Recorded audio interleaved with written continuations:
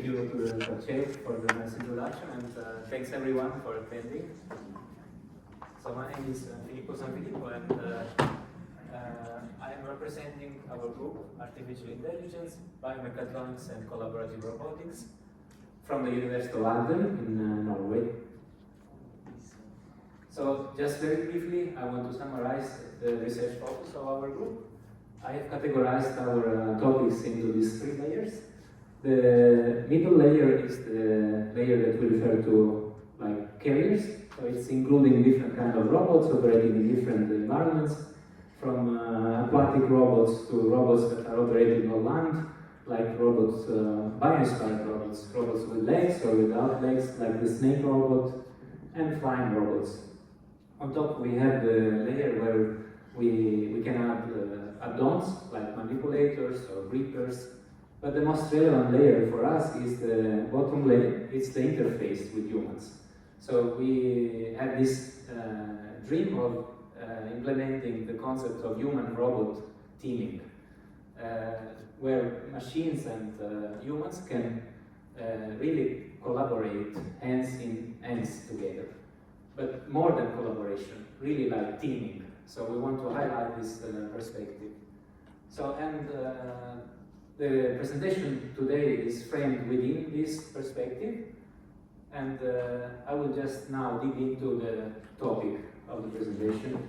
So we are focusing on analyzing MRI data for identifying Alzheimer disease.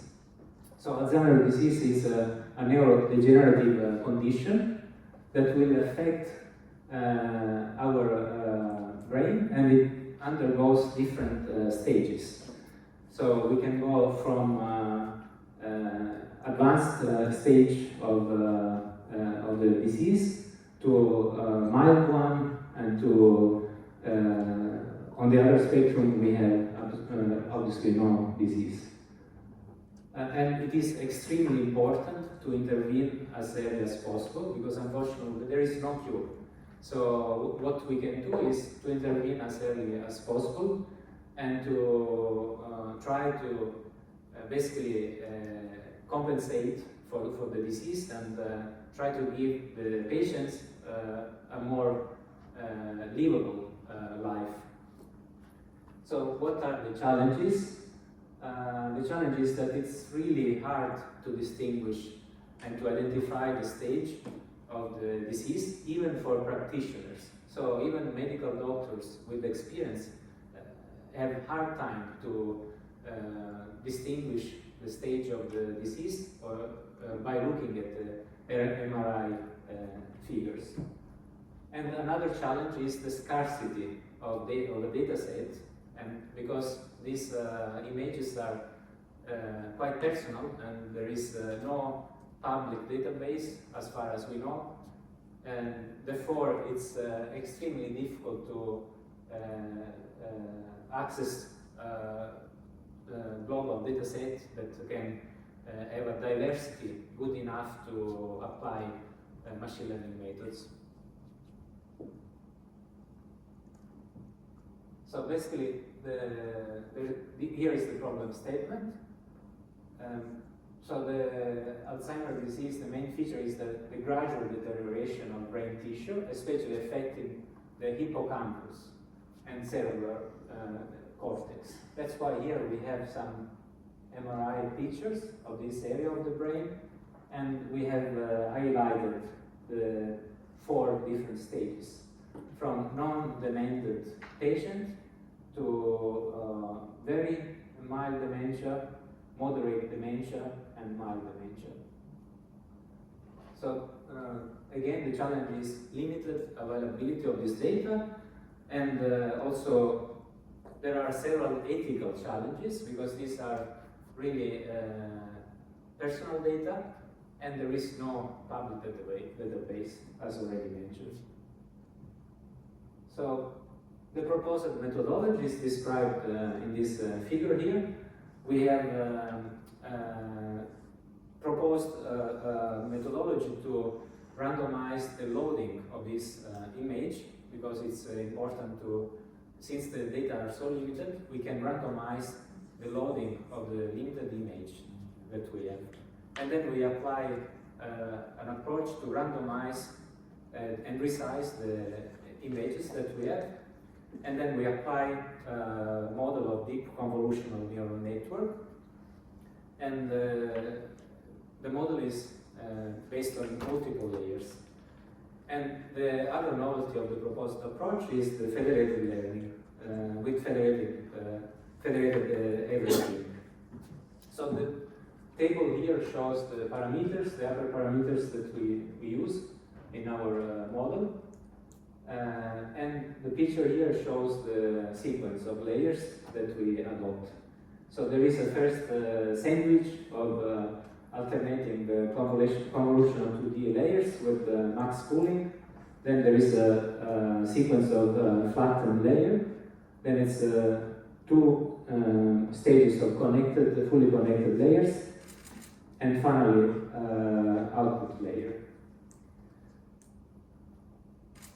So one of the main novelty of the proposed algorithm is that it is based on federated learning. And this is to address the challenges with privacy. So basically, the idea here in this figure you can see, for each client, we are training the model. So we are training locally, and then we are integrating, updating the weights. The weight aggregation is done globally. So this means that ideally we could have a mobile app. Each client, each patient could have this mobile app and run the train on its own data, and then on the server side we can aggregate the weights. So here we show the diversity of the dataset that we have. Unfortunately, the dataset that we managed to assemble was a little bit biased with a higher number of very mild dementia, which somehow reflects the reality distribution. So here we show some results. We have the confusion matrix, and we also have a comparison with the other common models. For example, we compare it with the deep convolutional neural network model with hybrid federated learning advanced 3D CNN, and our proposed model is performing better in terms of precision, recall, and F1 score.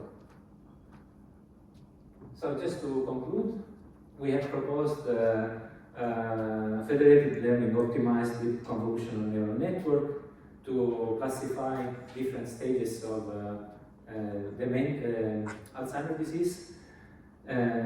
And we have the main contribution is the adoption of federated learning, as we can preserve privacy, and we can also distribute the needed computational power from a central perspective to a distributed perspective.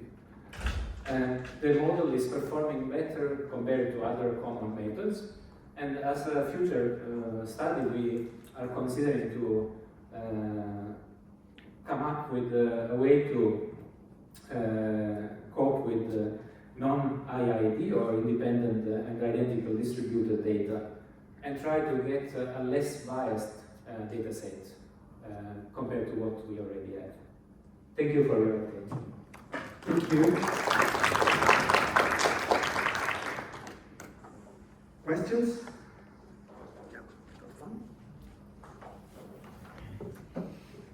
So, I understand what federated learning is, and here you are training with one particular model, several models, putting that together. So, how take the model and again give back that model to each client and retrain that model and get into the iterative loop until you are satisfied. I think that would be a good idea to have to close the loop and have a feedback. To be honest, I don't know in the literature if someone has already proposed this, but it sounds like a good idea, and it will be, so we will learn locally update globally and relearn. Then Again. give the final model to again go back into loop like we do in regular learning. Yeah. We have epoch, so you can see when you have gone over the data, what you got is really on epoch. And if you do multiple epoch, this is just a comment rather than question. I think it is a good direction, and I'll be happy to discuss with you later as well. Thank you. Any questions? I've got one regarding data, which is very critical, especially in this topic. As my personal experience, I noticed that it's not that easy to find publicly available data sets, especially by medical image analysis. So I was wondering, how did you manage?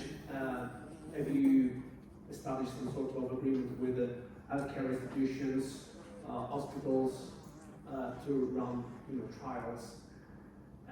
Not yet. This was a preliminary study based on publicly available, limited data. Okay. We have basically augmented the data sets that we found, and it was anonymous, obviously, right?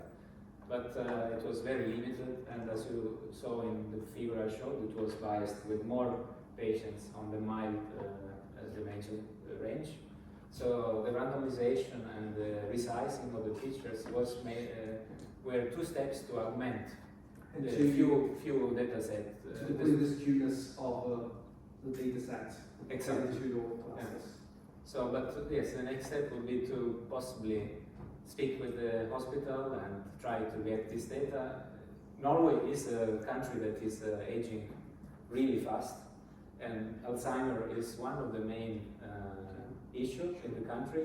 But I guess this is common almost everywhere now. Italy, Europe in general is Everywhere.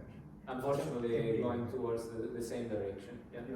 So we hope that it's going to be much more investment and funding for this. Yeah, so we need research the directions. more open data sets, we Yeah. need more open standards, and it will be great to collaborate within the research community, but with the hospital and the end user. Yeah, the role of healthcare community is critical and paramount. Exactly. And I also noticed that you want to also utilize some of the features. I was wondering whether some scientists actually have been talking about embeddings of textual information, so reports. Labeled data. Yeah, so labeling data from images and from textual reports Exactly. from new diagnosis. And according to your perhaps response. also have a multi-modal approach with other sensors as well. That's why this is in line with this. Our lab is about biomechatronics. So we include the person, the human in the loop, and we use different bio signals. So the next step is, yes, to possibly include maybe an additional sensor. We are starting using wearables, so we can perhaps try to see if there is any correlation with other biosignals. Yeah. Thank you again for your presentation. Thank you.